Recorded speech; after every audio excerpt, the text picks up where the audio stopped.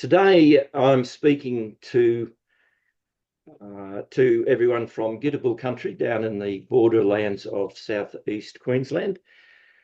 It's my pleasure to open up a discussion with Craig Jones, who's a long-standing member of Mediators Beyond Borders in Oceania.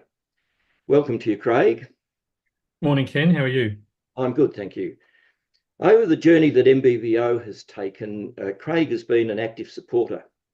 He's worked with our teams on various presentations and provided field experience in support of some of our internship programs. Craig has a long history in the mediation space, and in particular working with the First Nations communities in far north Queensland, across Australia and in Papua New Guinea. Now, rather than me introduce and tell you all about Craig, let me throw over to Craig and ask him to introduce himself briefly as to his history and work background. Thanks, Ken. The dot point summary is 30 odd years of mediation coming from an environmental science background rather than a legal background. All problems to do with the environment being human problems rather than problems of the environment itself. Mostly my work relates to Indigenous peoples, so that's here and the Pacific. And I have probably two other things to say. One, my mediation methodology takes a design approach rather than the application of a best practice stepped approach. Over time, I have developed an expertise around dealing with high-end violence, and the outcomes of that have become quite important to me over time. My reason for inviting Craig, in addition to just introducing to the MBBO team, is to explore a topic of his most recent publication, and it's called Mediation Matters Involving Sorcery in Papua New Guinea, villages and the remote Australian Indigenous communities. Now, it's published in the International Journal of Crime, Justice and Social Democracy. We're not going to analyse it paragraph by paragraph this morning, but we're going to talk to some of the really important messages that come out of it. I found it a really interesting paper to read, and as an old and experienced mediator, there are still lessons that someone like me has to take away from this sort of topic. So firstly, Craig, congratulations on what is an interesting paper. The paper jumped out to me when it was first published because it tackles some real challenges that as a conflict resolver, we must navigate when working with communities and individuals whose deeply held beliefs are different and unfamiliar to us. Your topic focuses on sorcery as a catalyst of conflict in communities where you work and what is called sorcery accusation-related violence, acronym SARV. Let's start the discussion by exploring what is meant by sorcery. Could you open up for us, please? Well, in the paper, it's a pretty straightforward definition. So any kind of magical practice that influences, now it can be, has a power to change a substance or have a negative impact or a positive impact. It can, in the negative sense, it can create illness and death. I note that in a lot of remote communities, the explanation for a person passing is often couched in the terms of sorcery rather than natural causes. Yeah, I think that's the pretty short definition. The stuff that we're engaged in here is part of a subset of practices. So, for instance, love magic is also quite common, but doesn't really lead to violence. Right. So in your experience, how common is it in the communities in which you work? Oh, very, absolutely very. It's a practice that people talk about, that people bring up. A person in Arakoon once said to me that she felt the person who they were accusing of violence, accusing of sorcery, it was equivalent to an assault, and she was asking that the police be involved because of the assault, in the sense of the same sort of sense as being hit or something. So in Papua New Guinea, people tell me that, well, the interesting thing about it is that while it was common around the coast, up in the highlands, the Enga region, it wasn't really a common thing. However, they're telling me now that that it is quite common up there these days, and that's part of the root cause of some of the violence that's been going on recently. Is there parallels in, say, sorcery and black magic in the way you're using it to anything in the Western community that we're aware of? Well, I think, if you're Irish Catholic, for instance, you're going to have a lot of charms hanging around and, things that are meant to ward off evil. If you're Italian Catholic, that's a similar kind of, or even not Catholic, but Italian, malocchio, the evil eye, is something that you don't want to be involved with. The horseshoe, good luck symbol. These things are pretty straightforward. Reading the tea leaves, all of those kind of things fall into this space. I'm not sure that we don't really have the accusations of sorcery, perhaps in but in some Christian communities, the influence of the devil is quite important, and that could be a parallel, an equivalent. In all of these things, I think I'd want to say that you need to respect what it is that people are saying. You don't have to believe or not believe, but you do need to respect. So these are really very, very fundamental beliefs, aren't they, of communities and societies. And to treat them with disrespect is to immediately sort of alienate yourself if you're in the process of trying to communicate with them. I'll take the Christian example again. So some people who are fundamentalists would suggest that science has less to do with reality than the actions of God, and to approach the resolution of a dispute by disputing that primary or fundamental framing wouldn't lead you to an outcome, I don't think. Yes, you took me off into a pathway. I was listening to the Philosopher's Zone on the ABC yesterday, and they were talking about the rational versus the irrational way of analysing things, or the emotive and unemotive. I think that's important. One of the a side topic.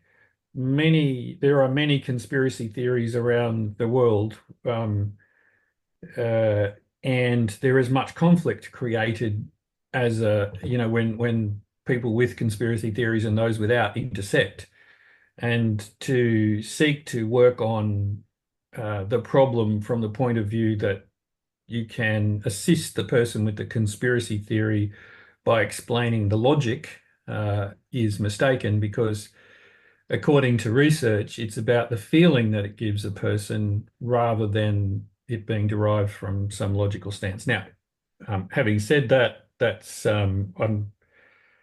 I don't want to insult anybody, or it's not my job to decide why someone's at a position or not.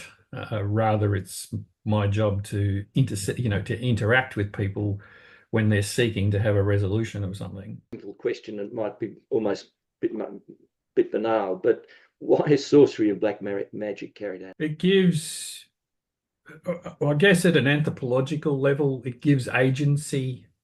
It gives an explanation to an event. It gives some people agency over things that they don't feel they have agency over. So someone passing away is always an emotional time for all people. And having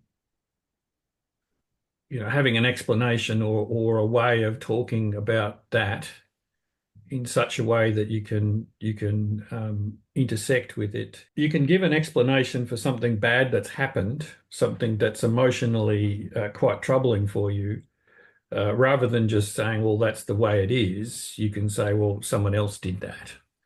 And it gives you a bit of power over the situation. Perhaps helps you explain something that's unexplainable. A central theme to much of your work is the limitation of Western conflict resolution practices in Indigenous communities. Clearly, these communities have their own conflict management and resolution practices. So I want to explore that a little bit with you. Can you describe some of the traditional conflict resolution practices that you have to work with? The paper you're talking about is an academic paper, and the reason why it got written with my colleague from PNG, Michael Wagambi, in part derives from me at my grey-haired age of pursuing a PhD on dispute resolution. So there's a kind of engine for it. Michael and I attended a Pacific criminology conference, and we felt that we should probably write something about our situation, given that most mediation doesn't intersect in that space at all. And some of the issues that have arisen, so for instance, there's a lot of conflict created by climate change. There's a lot of conflict created by the conditions of poverty and people not having control over that. And so these things need to be addressed. In terms of people resolving things traditionally, in Arakun, Wik-speaking people have a very formal system. So they have so there's a person who you would label a tapunt, and more accurately, it's perhaps described best as blocker, but they seek to influence a conflict by assisting the parties to resolve their dispute or assisting the parties to step away from violence. Marsha Langton, Professor Langton, wrote a paper among, there's a number of anthropologists who've written on this, that talks about the idea that all humans use conflict and violence as a way of creating order. And often that's a difficult thing for people to accept, that violence actually has what might be otherwise considered as a positive outcome. I think the trouble with it is that, and Langton talks about this and others, David McKnight, etc., that some of it spills over into chaos, and that's where the issue becomes important. So the chaos piece isn't resolved at the traditional level. It's just like everybody else. Once things get to chaos, the system has broken down, and it takes some effort to bring it back into alignment again. In Papua New Guinea, there are important people. They have a big man structure, and so they might use a system of conversation involving village elders to help lead people toward a solution. Sometimes that wisdom approach, which I, with respect, call the King Solomon method, is important, because if you've got someone who can provide an external answer to you, then you can give up your agency and resolve the issue according to that set of rules. And often that's effective. I think when the traditional methods get applied, they've been applied before there were non-Indigenous people arriving or before colonialism, and they're still intact today, and they get deployed on a regular basis. And given that they work, we don't intersect with those situations. So it's, a done deal is a done deal, so to speak. And I guess where in effect the wheels have fallen off, that's where many communities invite a different way of resolving something to assist. So it couldn't be resolved according to a traditional method. So in order to get the outcome, there needs to be something else going on. That something else is often policing, which is sometimes effective and sometimes not effective. And so then mediation has its role in enabling communities to resolve matters in such a way that the justice system doesn't become involved or is involved in a more collaborative, supportive way than the simple arrest and incarcerate method. You introduced me to a term called ontological violence. And like you just said before, it's an academic paper, and this jumps out to me as a practitioner as a very academic term. But when I read and you did, the term motivated me to go and read up a bit about it. And it's actually talking to a really fundamentally important issue for anyone dealing in cross-cultural space. But rather than me attempt to interpret what I now understand it to be as a practitioner in the space, can you just expand on that a bit? And in what I'd call simple, user-friendly practitioner language, what does it mean? So first of all, I'll acknowledge that the term itself comes from the Cherokee author, Polly Walker, who is a mediator and academic.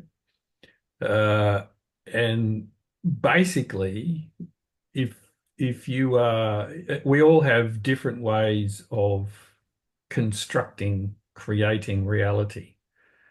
So that we know a thing is outside of us, the method that we know the thing, that's the sort of what the framework is for that. So in the West, the science is starting to challenge us a bit through quantum mechanics and the various very weird conversations like superposition, etc. And that's challenging our ontology. So a Christian ontology might be the fundamental presence of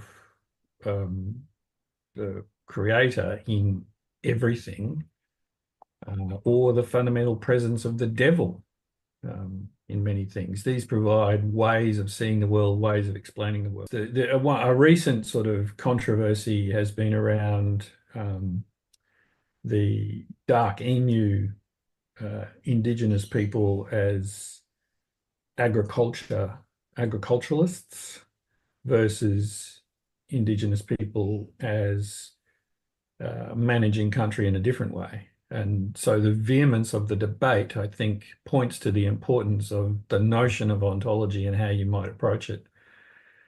And certainly in mediation, we're not going to front a situation and go, you're wrong, I'm right. This is the reality, and measure the positions against that. That might be what you call an information dispute, and then maybe at some point, some way through that. But generally, that's not what the situation is.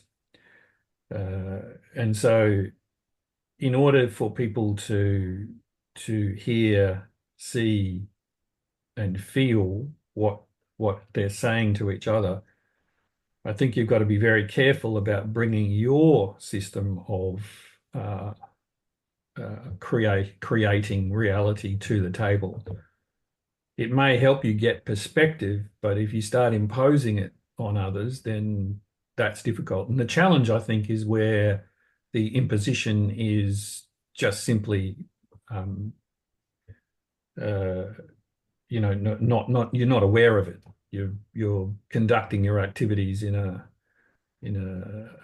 situation where the thought procedures in your head belong to the Enlightenment, and you're thinking about progress, and that's not what's playing out in front of you. You referred to the dark emu, or someone is attempting to impose a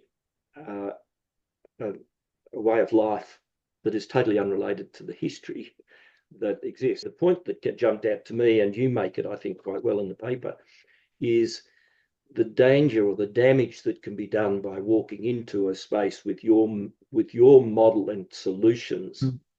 And again, I know in previous discussions you and I have had, that's an important thematic to your work, which is you take a model, and we're going to explore this in the next few minutes, but you take the model that you learned, but you use a whole different set of processes and approaches of interpreting it when in the space of a culture that is unrelated to the model that developed it.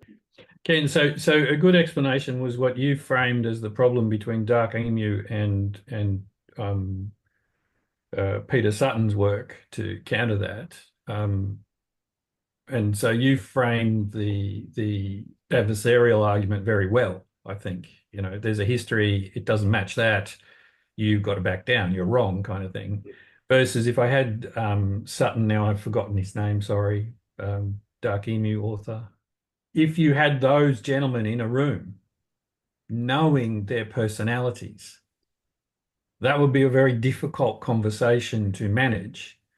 But the starting point wouldn't be their starting point is who's right and who's wrong.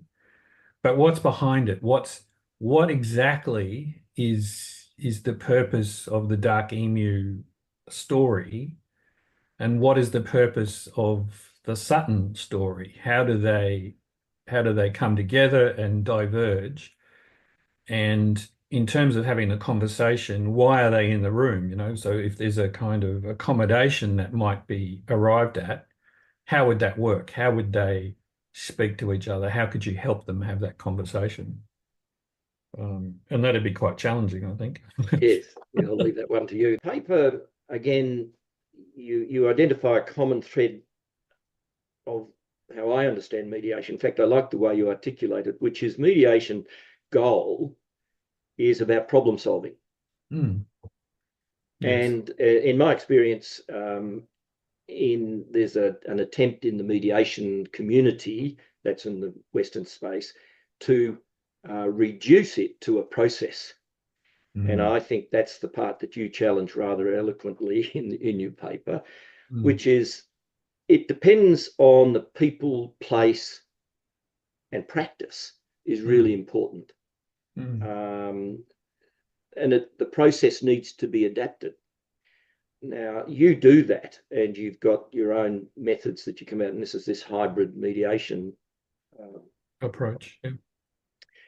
Can you expand on perhaps not expand on the limitations of imposing process versus keeping an eye on the goal of the mediation process?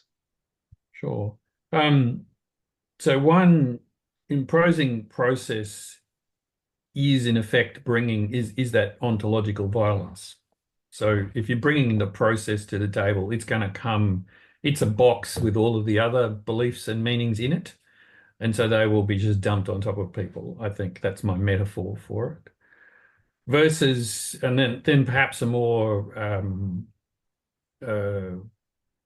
sciencey political argument might be that the situation is often complex, and the proposal that a best practice method will deal with a complex situation has been found everywhere to be not effective.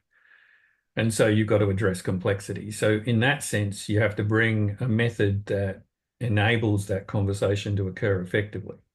And so my simple change is to say, well, yeah, sure, there's the mainstream 12-step mediation process often applied as best practice. I suspect most mediators adapt and change it as for their needs, whether it's an insurance matter or a family matter or, you know, whatever, to a design approach. And I'm not sure that people do that. So my design approach seeks to enable the parties to create a method with some steps to create a method to problem solve that gets them from the problem part, what it is that's the issue between them, to the resolution part in a way that they're directly involved in, rather than a set of steps that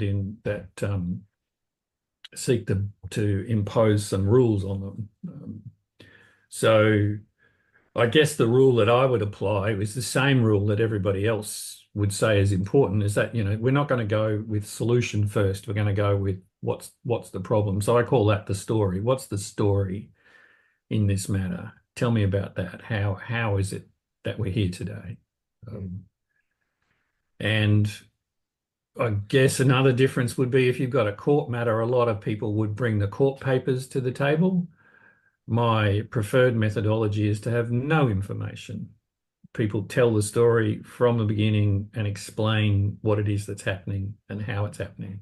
Spend a bit of time in the paper talking about the importance of design, and you come up with what is your term, the hand rule. Can you just briefly outline that? Yeah. So if you imagine if you look at your left hand thumb through to little finger, thumb is story.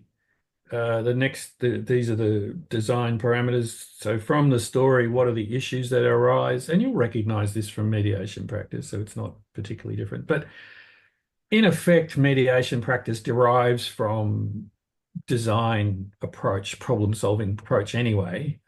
So it's, I don't think it's a great revelation here, but story, issues, you formulate the issues into a what I call question. So what is it that we're trying to deal with here? What's the best way to? How would you? Then answers, obviously, that's the piece of the design process that works on prototyping. How would you resolve this? What would be a way to fix this problem? Let's try a few. Let's think about that. How does that work? And then finally, transaction. One of the things I think that's neglected is closure. Often you have inbuilt closure, so mediations that come from courts or relate to courts have a kind of closure built into them. So they're, the court closes the matter, there's a transaction.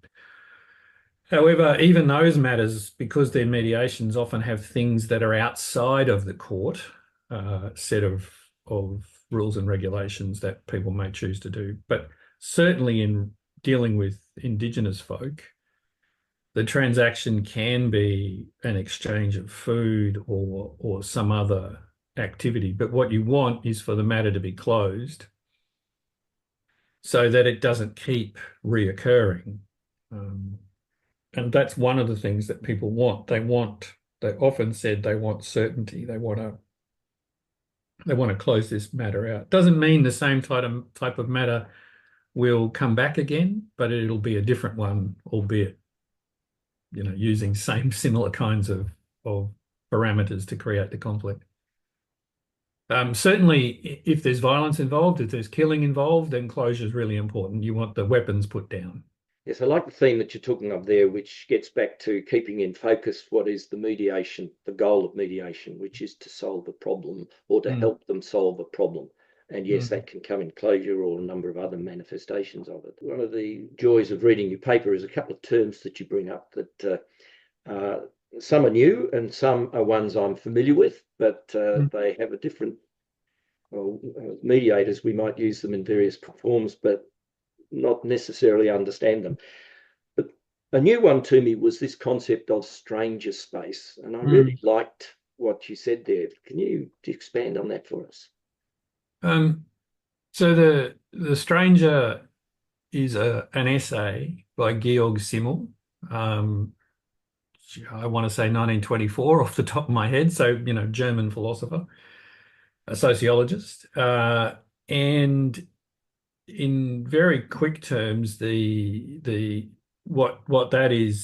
he talks about is insider outsider, which means someone who's close but not of the community. So I don't know, a simple way to describe it might be your cousins of your family, but not of your family, so to speak. And so they have a different status to a complete stranger. So they're inside, outside, so to speak.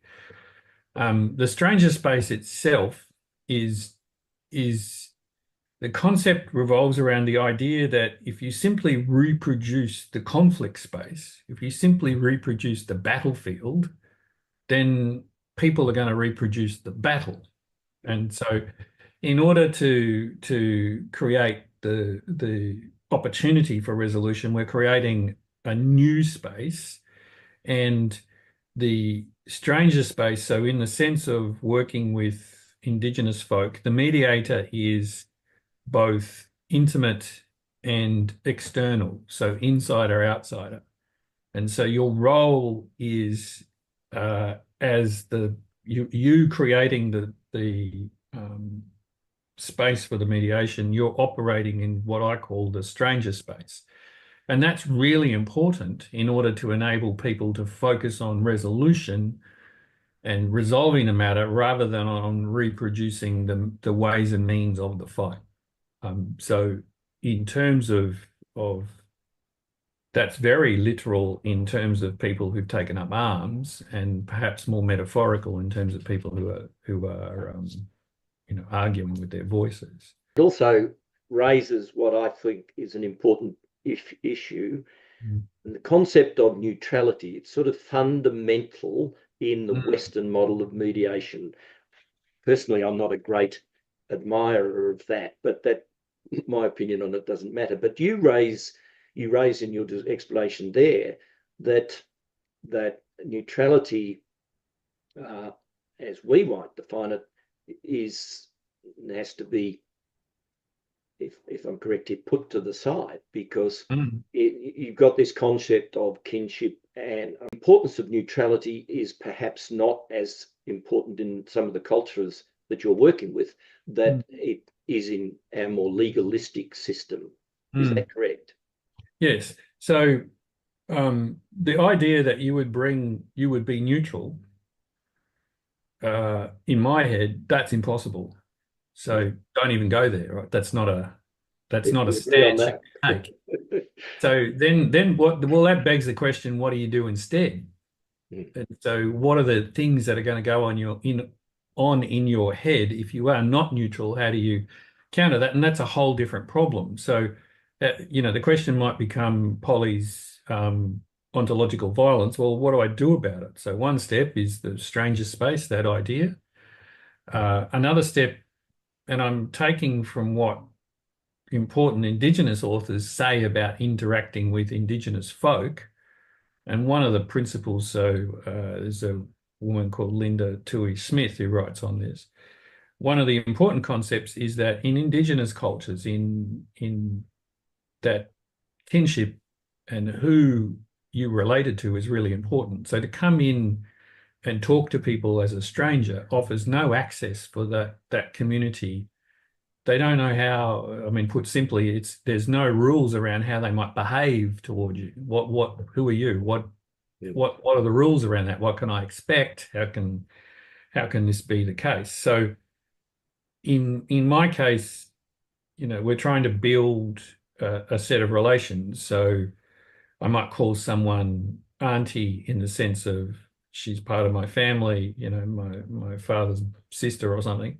Or mum, or use the term for cousin, or something like that. So there's a relationship you would have with the people around you, and so they've got given that reciprocity is really important. There are some rules around how that exchange works, and the exchange works for information and conversation as much as it does for food or dollar or something, and that's where the concept of the stranger space, because clearly people know that you're not relation in the sense of from the place, but you've got a term that relates you to the place, and so that definitely creates this stranger space that I believe is important. Plus, then people know what to expect in the mediation, what my role might be in relation to people, and how to pay respect to people in the room. So, we might, as Westerners, say, oh, Mr. Such and such, would you like to comment on that?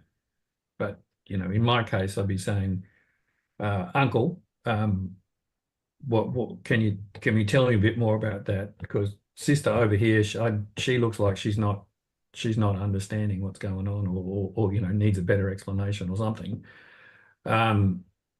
And so I've called into a question how it is that people are related Mm. and how they're related to me. My paper doesn't offer any explanation on, I don't think it offers too much on how to actually achieve that, in a remote circumstance. I think by the, excuse me, I think as a practitioner, it's the ongoing challenge anyway, and particularly when you're working cross-cultural, is how do you establish a working relationship? And neutrality is only a passing thought in the way through that, I think. I think if you think, who are you and what do you know about us, is a kind of proposition that you'd get from pretty much anyone. Why are you here? You raise or you refer to the term common ground. Now, that's something that we throw around a lot. As a facilitator, we use it as well for, it can be even just developing strategy. Let's try and get common ground on where we're going. In the context of your paper, however, you're calling on an elder from the Indigenous community, and it refers to something different. And I'd like you to just explain it to me a bit, or us a bit. So common ground might be a way in the West of, oh, here's the starting point, we're here. We've got this, or it might be a platform. That's the other way to use it. We've got this base level. Here's the minimum that we've got together. And the way that Auntie Harriet Puchamunka has brought, so I've worked with her, and she's got a national, she's Australian, she's a WIC woman from America, and she's got a national accreditation in mediation, maybe one of the first elders in Australia to do that. And again, she's brought the interpretation, the viewpoint of the culture to the table, because one of the key intersections between people is how they're related. And perhaps put simply, again, stereotyping, just like the farmers, is that often the dispute is you got to define yourself as not them. So I'm fighting with the not them, and they're fighting with the not us. And Auntie Harriet's methodology requires that she draws attention to their familial relationships, so she can tell a story about the genealogy, which places people closer, perhaps, than they'd like to be. And so that tension, that creation of that situation, will create a conversation. So it's usual cultural practice to discuss genealogies and how one is related, and but in a fight, it's often what makes you not them that's important. And so drawing attention to what makes us all us is a challenge, but also a kind of reference to setting off the conversation around that. So it's both an information, you can imagine a situation that could be resolved by better and clearer information in the West. Well, you might think, okay, well, that's better and clearer information for an Indigenous group. But it's also an invitation to a process. Yeah. So in the process of discussing your relationships, the concept of reciprocity, what you require and what you owe, your responsibility to, and your ability to receive from in a matched and balanced way, becomes then the nature of the conversation. So that her status as an elder and the strategic application of that particular moment is important. I think it helps people. It's like, you might think, okay, well, let's try and fix this kind of thing. But it's in the joint session that she does this. Yes. And that has to be the case. Yes, I found it just an interesting and useful interpretation. So I've got one more question I want to throw to you, Craig, on, you talk about spatial skills as playing a really important role. And again, your use of that term is new to me in this context. So I'd like you to just expand on that a bit. So in terms of where you're situated in both your mediation stance, where you're bodily situated, I use the concept of, and so, people have challenged me on this because it's not a common it's not common culturally, but on my left hand, so it's a kind of Greek Shakespearean concept around time. Time moves from stage left to stage right. All those out there who want to challenge me on that, great, but it's a performance. So when I'm talking about the problem, I might be standing this because my mediations are public, not two people kind of mediations. I'm using my left hand and waving it and pointing to the left and saying, and I'm talking about the problem. If when I'm talking about the event of the mediation, the process of the mediation, I'm standing in the middle of the room and using both hands to talk about that scenario, what we're doing today, how we're going to do it, what the process is, etc. And then as part of the movement from problem to solution, I can talk at the very beginning of the mediation over on the right-hand side of the room, my right, that we're talking about the future, and I'm using my right hand to indicate that I'm moving. So there's all kinds of movement, and if you do that well, you can position yourself in the room when each of those situations are occurring. So even when the parties are talking about a thing, you can be on the right if it's about the solution, etc. And the bodily movement, one thing I think, so one of my truisms is that Indigenous folk watch bodies really carefully and they will notice stuff. So if you're consistent in your positioning, then that will indicate what it is we're doing. And so if you're, yeah, and I think that's important in terms of that. I guess the other spatial concept I use is how is this space, how is the dispute resolution space different from the conflict space? And making that difference apparent, like drawing attention to it. And in the paper, I use the theatrical concepts of drawing attention to that, and that enables people to have the conversation in a way that's focused on the problem solving and not on reenacting the dispute or keep constantly referring back to that. Very quickly, traditionally, you might choose to say, I had the fortune to be involved in a traditional practice led by the late Guinea Gondara at Elcho Island, Yolnu process. So instead of the concept that I'm trying to do, that's bring the West to the Indigenous and be respectful of Indigenous, he was trying to bring the Indigenous to the West and be respectful of the West. So performatively, the ground at Elcho Island's all red, and in this scenario, there would be white sand under a large sandpaper fig. The sandpaper fig was called the yati tree, and it was in effect bringing the law up from the ground through the tree, and you would sit to resolve a dispute. You sit on the sand under the tree, and there are rules that apply that you can't break. That's the right place to have the conversation, and you're clearly not in the dispute space, you're in the resolution space. And that metaphor, vision, and performance, I think, I want to bring that to the table as a kind of idea that borrows from both theatre, Western theatre, and from Indigenous meaning. Yes. I thought, yes, I think the latter point you made rather well articulated what I took out of the term when I read your paper, which is it's a holistic sort of use of space when you're in the conflict resolution area.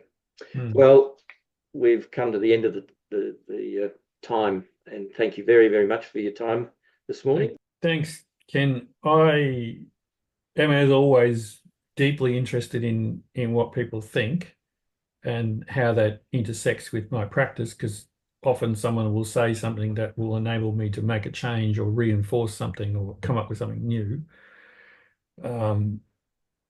And so therefore, I'm happy to discuss things with people.